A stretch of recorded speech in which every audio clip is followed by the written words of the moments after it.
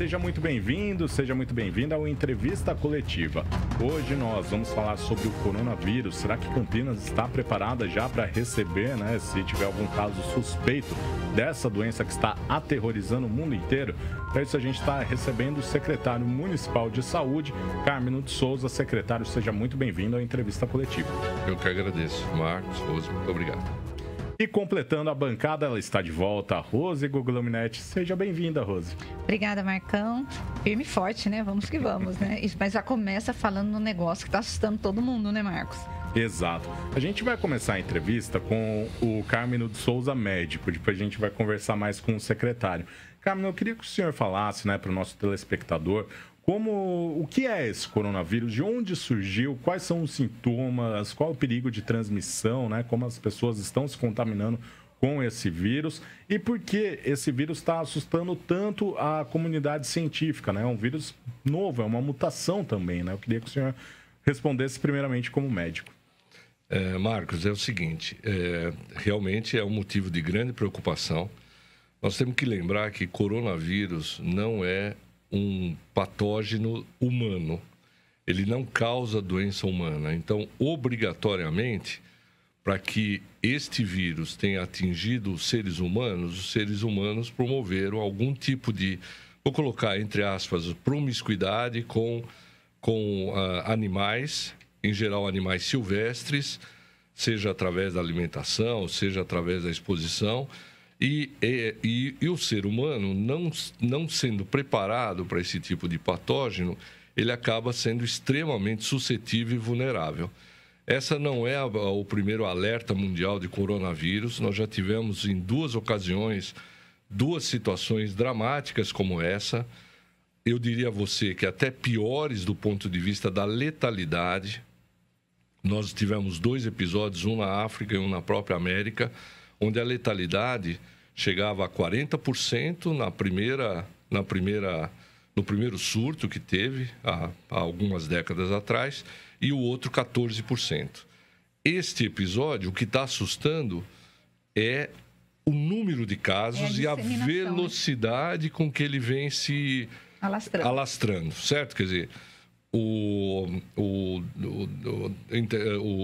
Imperial College of London fez uma projeção terrível que mostra que nos próximos dias esse número vai saltar de 6 mil casos, com 100 e poucos mortos no dia de hoje, que estamos gravando esse programa, para mais de 200 mil casos no início de fevereiro.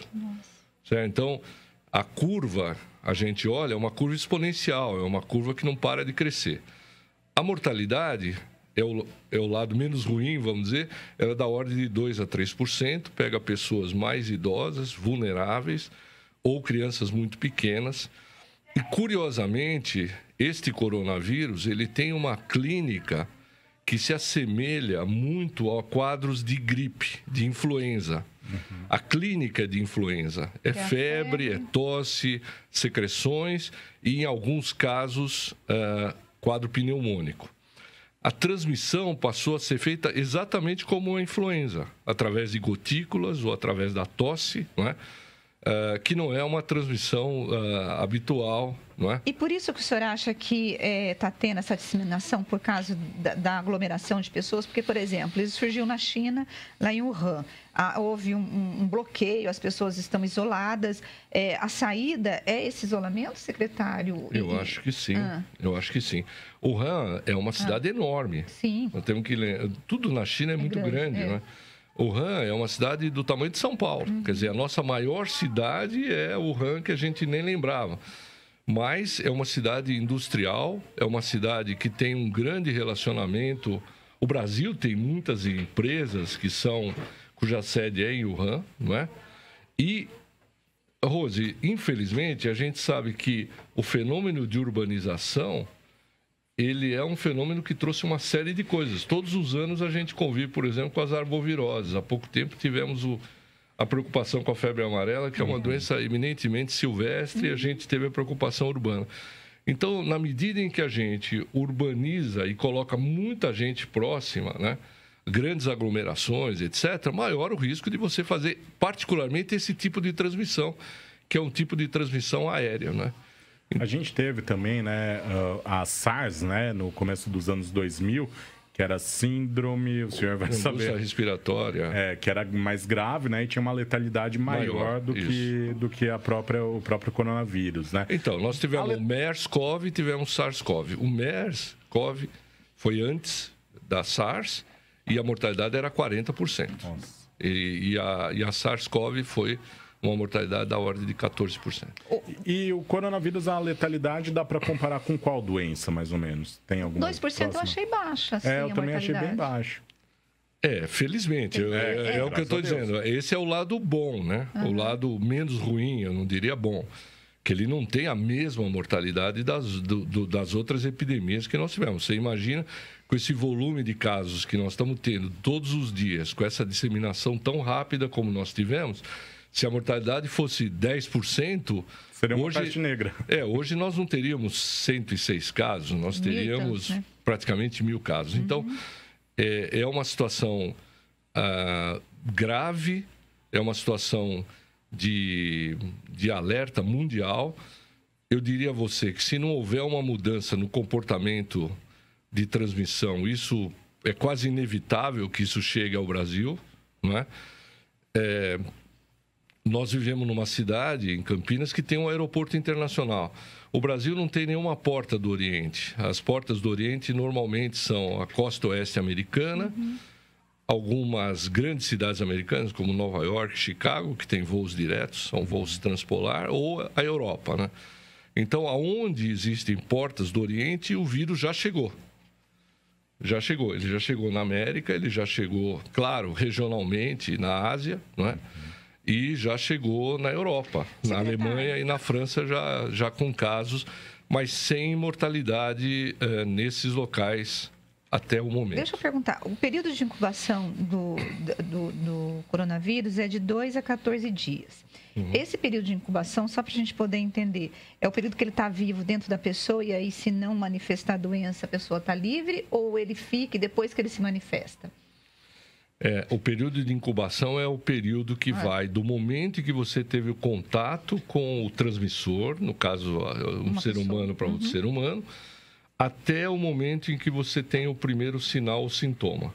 Então, aquele que teve o contato terá sinal ou sintoma de 2 a 14 dias. Okay.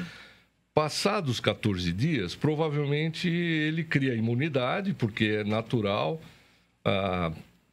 O nosso sistema imune, ele é assim, ele recebe um determinado estímulo, ele apropria aquilo, cria memória e você fica imune, certo? Quer dizer, então, passado o período de incubação, essa pessoa deixa de ser transmissora e provavelmente não vai ter mais doença. A preocupação, Rose, que tem sido colocada nesses dias agora, é que, aparentemente, pessoas assintomáticas também transmitiram. Então, pessoas que tiveram contato com doentes, que não tiveram nenhum sinal, sintoma no período de incubação, passaram a doença. Apesar de não ter ficado adoecido. Sem ter ficado adoecido. Não é? Então, essa é uma preocupação, que a transmissão não é feita apenas por doentes, pessoas que estão sintomáticas, mas por pessoas que estão aparentemente sadias, não é?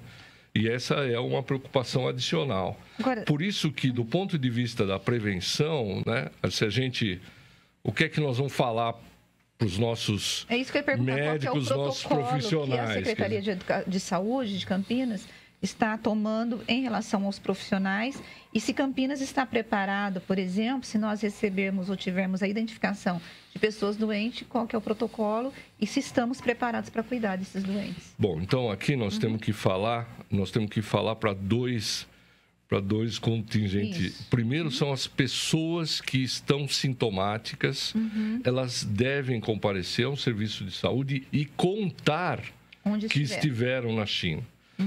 A informação epidemiológica, ela é crítica neste caso. Porque se a pessoa não contar que esteve lá, isso passa como uma gripe comum. Passa como um resfriado comum, passa como... Então, a informação epidemiológica, ela é crítica para começar o processo de cuidado, vamos dizer assim. Então, a pessoa chegou, ela é sintomática, esteve hoje na China como um todo, não precisa ser mais Wuhan. A China como um todo hoje passou a ser considerada, ela tem que contar. 250 a 300 pessoas por dia fazem esse trânsito Brasil-China. Não sei como será agora, talvez com esse alerta epidemiológico, talvez diminua esse número de pessoas. Mas, normalmente, esse é o número de pessoas que transitavam diariamente pelos vários aeroportos do mundo. Segunda coisa que eu acho, Rose, é que se chegar, a gente torce para não chegar, mas se chegar, vai chegar pelos aeroportos, porque a velocidade de transmissão está sendo tão rápida que por navio vai demorar muito tempo. Qualquer viagem de lá para cá leva 2 meses, 1 mês e meio, 2 meses. Quer dizer, então é muito mais importante que a informação esteja nos aeroportos, não é? O aeroporto é um território federal, é um território gerenciado pela Anvisa. Então, as informações, os protocolos, os sinais sonoros, todas as informações têm que estar disponíveis lá para que as pessoas alertem.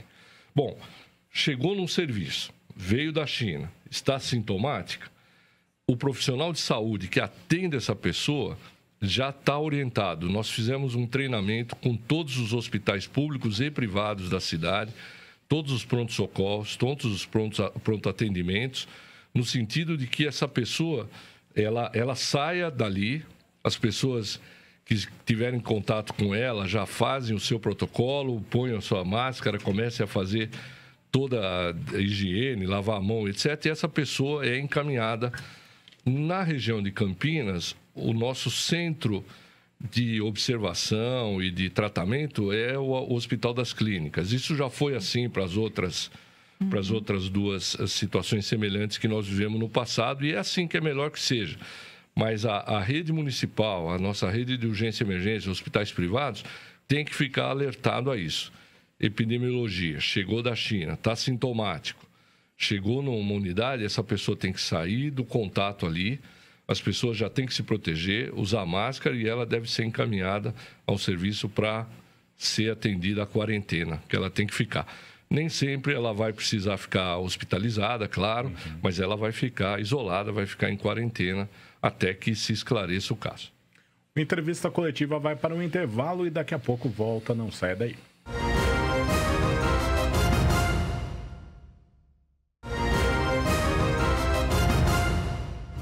Estamos de volta com entrevista coletiva, hoje recebendo o secretário municipal de saúde aqui de Campinas, Dr. Carmino de Souza. Doutor, uma outra questão, né? A gente falou bastante do coronavírus no bloco anterior, vamos falar mais um pouquinho nesse bloco. E uma outra questão é em relação aos exames, né? O exame do coronavírus, ele ainda não está sendo realizado no Brasil, né? Ainda não, mas isso eu tenho certeza que vai andar muito rápido, Marcos, porque a capacidade hoje da ciência ela é tão grande que você tem um problema num dia, no dia seguinte você já sabe do que se trata, já sequencia, já faz a amplificação do DNA, depois sequencia, e hoje já é público, inclusive, o sequenciamento desse vírus, né? O nosso laboratório de fé pública aqui no estado de São Paulo é o Instituto Adolfo Lutz, que trabalha com o INCQS, com a Fiocruz, que são os laboratórios. E se esses laboratórios tiverem dificuldade para identificar, eles têm laboratórios de apoio fora do Brasil, CDC de Atlanta ou outros laboratórios, como CDC chinês também. Estou chamando de CDC, talvez não seja exatamente esse nome, mas são os laboratórios que já estão na retaguarda. Na China, hoje já existem exames de triagem, que são feitos, se você tiver suspeita na beira do leito ou no pronto-socorro, já existem exames que não são confirmatórios, mas que são de triagem. Isso leva alguns dias, portanto, qualquer suspeita, a pessoa tem que entrar em quarentena, ficar em observação até que se tenha o resultado. E para a população, né, que está assustada com esse coronavírus, tem alguma coisa que pode fazer aí para evitar a contaminação, então diminuir os riscos de contaminação, ou não tem jeito, como é pelo ar? Marcos, a população tem que ficar tranquila. Primeiro porque não temos nenhum caso confirmado no Brasil, até o momento que nós estamos conversando agora. Nenhum caso. Segundo, as medidas de prevenção são... É claro que se a pessoa estiver na casa dela, tiver um parente que estava na China e chegar com sintomatologia, claro que ela tem que avisar as autoridades sanitárias e procurar a autoridade sanitária. Fora isso, não há nenhuma razão. A prevenção de doenças virais, Marcos, é a coisa mais banal que existe.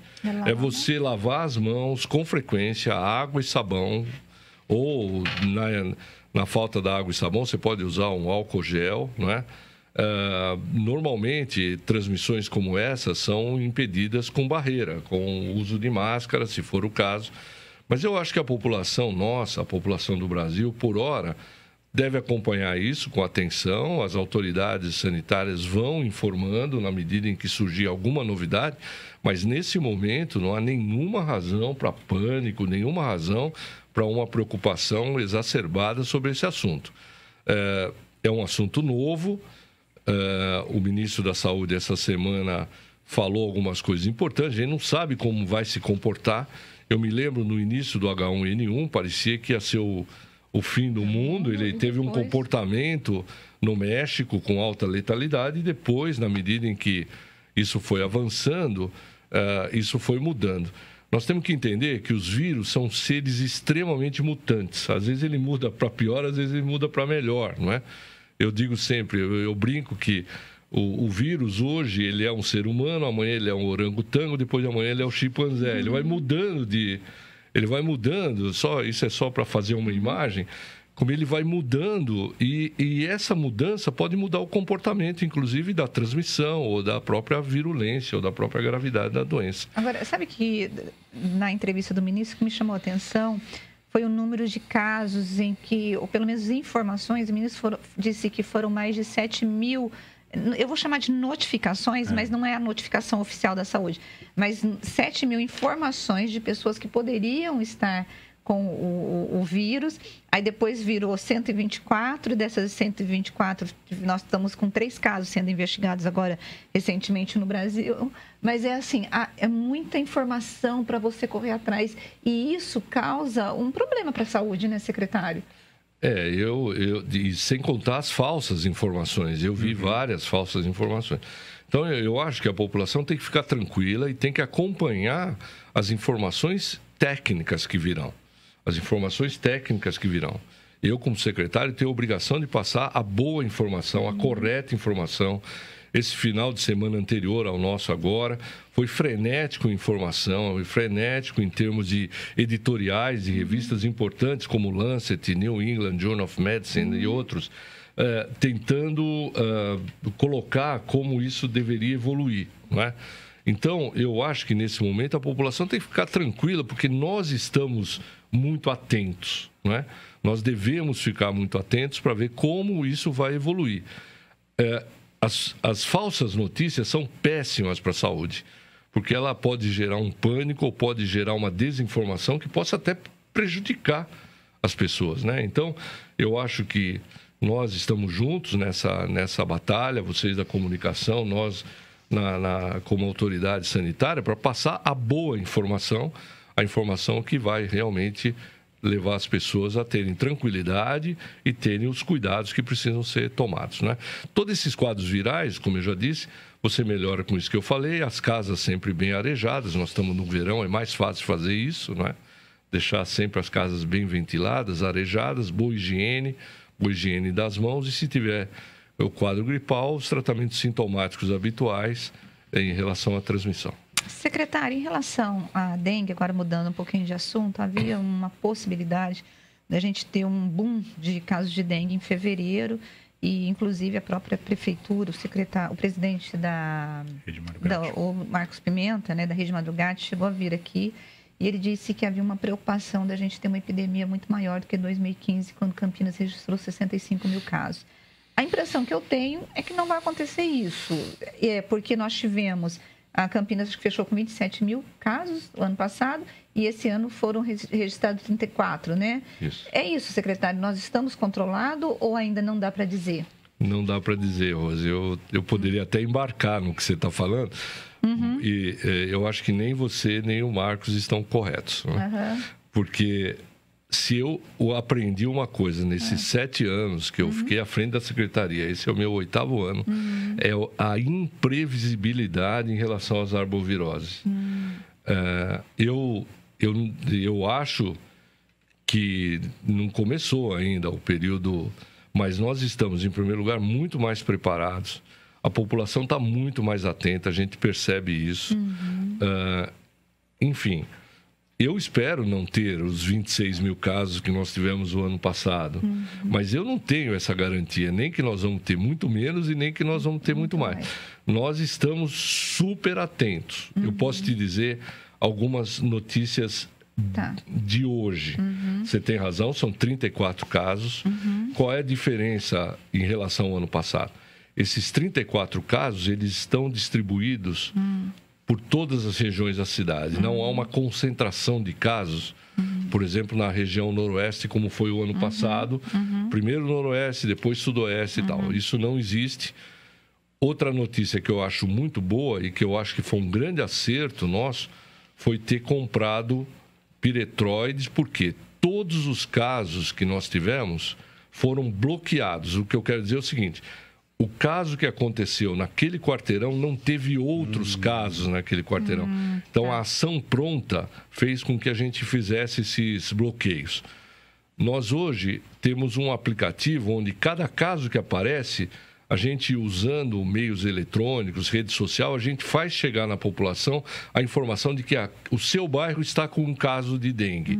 Redobre a sua atenção porque há transmissão na sua região. Então, nós vamos tentar usar as redes sociais. Uma coisa que nós estamos compondo na prefeitura, uma coisa interessante, é uma força-tarefa. De modo que quando há uma denúncia de alguma coisa que exija serviços públicos, saúde, verde e tal, vai uma equipe inteira ali e resolve o problema que aparece ali. Quando vocês fazem aquelas visitas no bairro? Não, isso sim. Isso mas eu estou dizendo, né? Isso é uma força-tarefa fora do nosso trabalho do dia a dia para fazer as ações, sejam elas urbanísticas ou sanitárias, alguma coisa, para tentar. Então, esse ano nós estamos mais preparados do que todos os outros anos, a meu ver. A Rede Mário Gatti se preparou com a composição de salas de hidratação, todas as nossas unidades. Nós estamos com unidades mais novas, com mais espaço. Mas eu ainda não tenho certeza, Rose, de como vai ser a cinética da dengue esse ano. Eu acho que... Os 34 casos, eu falei, nossa, estamos fora. Eu até respirei aliviada, então eu estou errada. Não, eu não sei. Mas eu consigo entender o que o senhor está dizendo. Porque na nossa região, a gente já está com cidades com um número relativamente grande. E o que a gente percebe, por exemplo, é que no oeste do estado de São Paulo, isso já está muito forte. A região de Presidente Prudente, Votuporanga. Então, eu acho que a gente tem que dar um pouquinho de tempo para ver como isso vai evoluir. Você pode imaginar, Rose, que eu vejo isso quase todo dia. Quase todo dia eu acompanho e sempre fico, gente, alguma novidade, se tiver algum movimento diferente, me avisa. Informação sobre dengue, a gente fica em cima de audiência do site quando as pessoas estão lendo. Olha o tipo de preocupação. Não, tá certo, não, mas é isso mesmo, acho que cada um de nós tem um trabalho. É importante também a gente lembrar, né, que o tipo de sorologia da dengue esse ano deve ser mais forte, né, que é a letalidade dele, é o mais letal. É o sorotipo 2? Curiosamente, Marco, é o tipo 2, não mudou, continua. O nosso índice Bretô é muito baixo. O Bretô é o nosso índice larvário. O último que nós fizemos foi 0,2. É aceitável abaixo de 1. Portanto, nós estamos... Tem 3 regiões da cidade que a gente já fez algumas intervenções onde o Bretô foi um pouco acima. E uma outra coisa importante... Essas regiões que Barão Geraldo? Barão Geraldo, tem uma na Sudoeste, acho que é a região do Jardim Floresta. Floresta, que teve mais casos ano passado. E tem mais um que eu esqueci agora. Não tem problema. Uma coisa importante que eu queria enfatizar é que a positividade é 20%.